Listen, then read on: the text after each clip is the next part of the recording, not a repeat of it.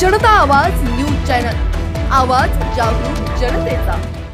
भारतातील दुग्ध व्यवसाय हा वेगाने वाढणारा उद्योग आहे। देशातील इतर राज्यांपेक्षा महाराष्ट्र राज्यात या उद्योगाची अर्थव्यवस्था मोठी आहे। या व्यवसायाच्या विस्ताराने ग्रामीण अर्थव्यवस्थेला चालना मिळाली असून या व्यवसायाच्या सशक्तीकरणासाठी आणि त्यात काम करणाऱ्या घटकांना अधिक चांगल्या सुविधा मिळवून देण्यासाठी शासन कटिबद्ध असल्याचे प्रतिपादन दुग्ध विकास मंत्री नामदार अतुल सावे यांनी केले। गोदावरी खोरे नामदेवरावजी परजने पाटील तालुका सहकारी दूध उत्पादक संघाचे संस्थापक दिवंगत नेते नामदेवराव परजने पाटील यांच्या 21व्या पुण्यस्मरण सोहळ्यानिमित्ताने गोदावरी खोरे सहकारी दूध संघाच्या कार्यस्थळावर आयोजित करण्यात आलेल्या गौरवपत्र वितरण सोहळ्यात नामदार सावे बोलत होते।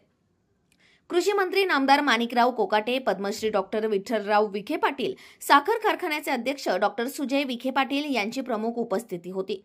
तर संघाचे अध्यक्ष राजेश परजने पाटील कार्यक्रमाच्या अध्यक्षस्थानी होते। यावेळी बोलताना डॉक्टर सुजय विखे म्हणाले की राहता तालुका कृषी उत्पन्न बाजार समितीमार्फत पशुखाद्याची निर्मिती करण्याची योजना असून बाजारभावापेक्षा 50% सवलतीमध्ये ते दूध उत्पादक शेतकऱ्यांना उपलब्ध करून देण्यात येणार असल्याचेही डॉक्टर विखे यांनी सांगितले। पाहुयात की सहकारी साखर कारखानदारीमध्ये जवळपास महाराष्ट्रातल्या सहकारी कारखान्यांना 4000 कोटी रुपये आपण कर्ज वाटप एनसीडीसीच्या माध्यमातून केलं। तशाच प्रकारचं अनुदान जर आपण सहकारी दूध उत्पादक संस्थांना देण्यामध्ये यशस्वी झालो तर या सहकारी दूध उत्पादक संस्था टिकण्यामध्ये निश्चित यश मिळेल आणि मला विश्वास आहे की आपल्या नेतृत्वामध्ये हा विभाग अधिक गतीने सहकार विभागाला सहकारी दूध संस्थेला पुढे नेण्यासाठी कार्यरत राहील। मला विश्वास आहे की येणाऱ्या कालावधीमध्ये हे सगळे संकट मग ते दूध उत्पादक शेतकऱ्यांचे संकट असतील, आम्ही आमचा मार्ग हळूहळू शोधत पुढे चाललोय। राहत्या तालुक्यामध्ये राहत्या कृषी उत्पन्न बाजार समितीने पशु खाद्याचा कारखाना आपण जिल्हा नियोजनच्या निधी माध्यमातून सुरू करण्याचा प्रयत्न केला, त्याचं काम सुरू झालंय आणि आमचा प्रयत्न आहे की राहत्या तालुका कृषी उत्पन्न बाजार समितीच्या माध्यमातून निर्माण होणारे पशुखाद्य हे बाजारामध्ये खासगी कारखान्यामधून निर्माण झालेल्या पशुखाद्यापेक्षा 50% दराने आपण पशुखाद्य शेतकऱ्यांना देणार आहोत। असे अनेक विकल्प नुसतं दुधाला अनुदान देऊन चालणार नाही, पण वेगळे वेगळे विकल्प करून पशुखाद्याची निर्मिती सहकारी तत्वावर होण्यासाठी अनुदान देणे, त्यामधून निर्माण झालेलं पशुखाद्य हे 50% सवलतीमध्ये खासगी लोकांपासून आपल्याला शेतकऱ्यांना देणं, असे अनेक विकल्प जर आपण विचार केला तर मला विश्वास आहे की आपण ते कराल आणि आपण या कार्यक्रमाला आलात। कारण की मी काय समस्या मांडू शकतो, 6 महिन्यापूर्वी 2.5 वर्षापासून एक खाता आमच्याकडेच होतं आणि मग मी एखादी गोष्ट आपल्याला मांडली तर तुम्ही म्हणणार तू 2.5 वर्ष काय करत होते। आणि हे खातं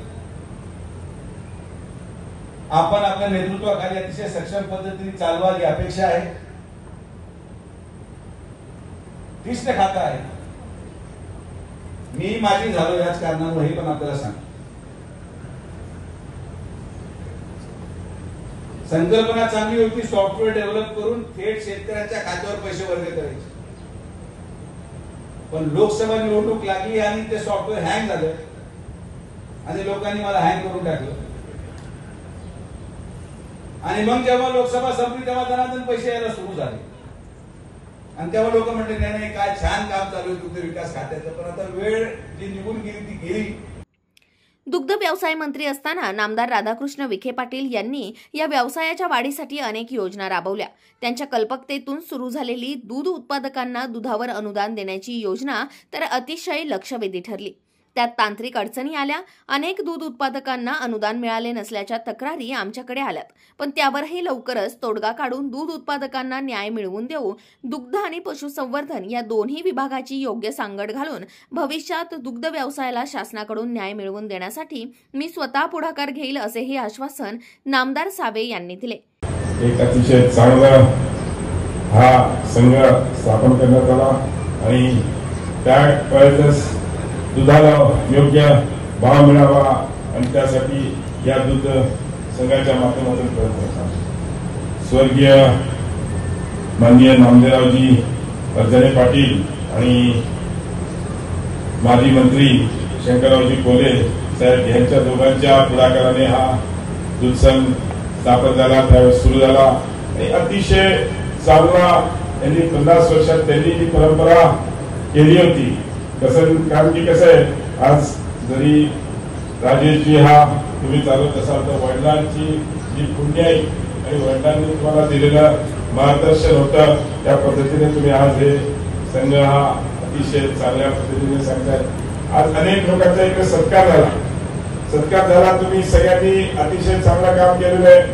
गोदावरी दूध संघ हा या भागातच नाही तर संपूर्ण आमच्या संभाजीनगर आपलं श्रीखंड आहे, आम्रखंड आहे, पनीर आहे, कवा आहे, मँगो लस्सी आहे, पेरू बर्फी आहे, दही ताक आहे, दूध आहे आणि मसाला दूध, असे अनेक प्रॉडक्ट तुम्ही करता. त्या प्रॉडक्टच्या माध्यमातून आज एक नाव, एक ब्रँड, गोदावरी ब्रँड हा तुम्ही तयार केलेला आहे. दूध संघ चालवणं सोपं नाहीये. आज अनेक अडचणी आहेत. माझ्याकडे रोज वेगवेगळे दूध संघाचे लोक येतात, मला निवेदनं देतात. मी निवेदनं घेतलेली आहेत आणि मी या ठिकाणी आपल्याला एवढं सांगतो, जास्त नाही, पण एक माननीय मुख्यमंत्र्यांच्या उपस्थितीमध्ये आपण एक बैठक करू. सगळ्या दूध संघांना, कोल्हापूर, सांगली, सगळीकडचे महाराष्ट्रातील सर्व भागातील, कारण की सगळे जे दूध संघ आहेत त्यांना बोलून एका अडचणी मी सगळ्या जमा केल्या, कॉन्ट्रॅक्ट केलेल्या आहेत. त्यांच्या अनेक आहेत.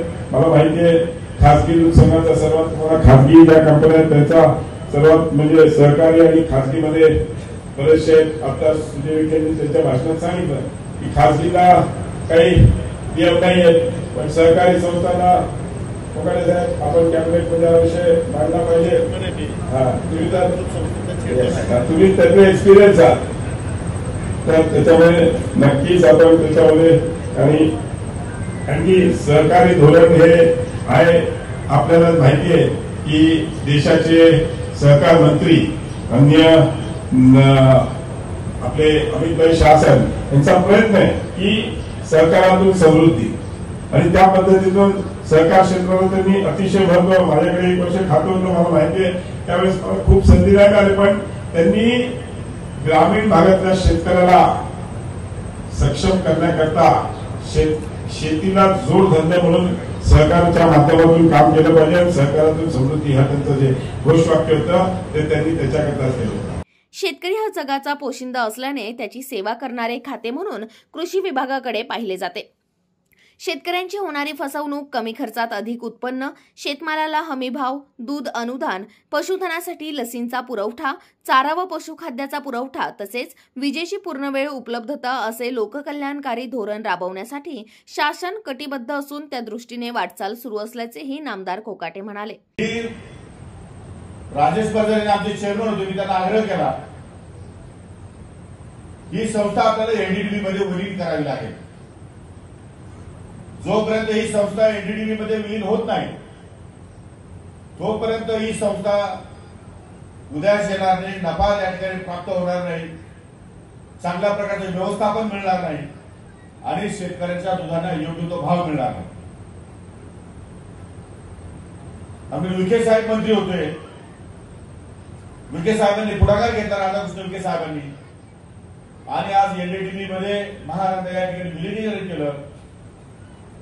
मी एनडीडीबीच्या चेअरमनला विनंती केली की काही झालं तरी राजेश परजणे आमचे चेअरमन आहेत, त्यांना तुम्ही एनडीडीबीवरती काम करण्याची संधी द्या आमच्या संचालक मंडळामध्ये, आणि त्यांनी सुद्धा ती गोष्ट मान्य केली. त्याचा सूचक मीच आहे. मला कल्पना आहे मला शून्यातून विश्व निर्माण करायचे, तुम्हाला विश्वातून विश्व निर्माण करायचे. त्यावेळी मला काम करत असताना वन मॅन शो आहे, मला सगळं एकटंच करावं लागतं. लोकांचे प्रश्न मला शोधावे लागतात, त्याच्या अडचणी सोडवण्यासाठी पुढाकार घ्यावा लागतो, वेगवेगळ्या क्षेत्रामध्ये काम करावं लागतं. आपल्याकडे क्षेत्र वाटलेली आहे आणि आपण ज्या ज्या क्षेत्रामध्ये काम करतो ती क्षेत्र आपण एकदम जीव घालून जीव तोडून या ठिकाणी काम करतात. आणि सहकाराच्या संस्था खऱ्या अर्थानं आज नगर जिल्ह्यामध्ये आपल्याला अतिशय दिमाखानं उभ्या राहिलेल्या दिसतात. आज आमच्या नाशिक जिल्ह्यामध्ये त्या तुलनेने सहकार या ठिकाणी फार अडचणीत आलेला आहे. त्यामध्ये अनेक कारण असतील, संचालक मंडळाचं मॅनेजमेंटचं काही कारण असू शकेल, आपसाने मतभेद कारण असू शकतील, पण काही कारण असले तर सहकारी संस्था जोपर्यंत जमणार नाही तोपर्यंत आपल्याला राजकारण करायला जागा शिल्लक राहणार नाही. आज देश पातळीवर अमित शहा यांनी सहकारिता वर्ष म्हणून या ठिकाणी साजरा करण्याचा निर्णय घेतला आहे आणि सहकार मंत्री म्हणून, देशाचे सहकार मंत्री म्हणून खातं त्या ठिकाणी या देशाचे पंतप्रधान माननीय नरेंद्रजी मोदी यांनी निर्माण केलं आहे आणि त्याची सर्वस्वी जबाबदारी अमित शहा यांच्यावर सोपवलेली आहे. या प्रसंगी पद्मश्री विखे पाटील कारखान्याचे अध्यक्ष कैलासराव तांबे, माजी नगराध्यक्ष विजयराव वहाडणे, नाशिक दुग्ध विभागाचे विभागीय सहनिबंधक CM बारी, जिल्हा दुग्ध विभागाचे सहाय्यक अभियंता TB भोजने, जिल्हा पशुसंवर्धन विभागाचे उपायुक्त डॉक्टर उमेश पाटील, जिल्हा पशुसंवर्धन अधिकारी डॉक्टर दशरथ दिघे यांच्यासह विविध क्षेत्रातील मान्यवर, दूध उत्पादक संघाचे संचालक, कर्मचारी मोठ्या संख्येने उपस्थित होते. जनता आवाज न्यूज चॅनल, आवाज जागरूक जनतेचा.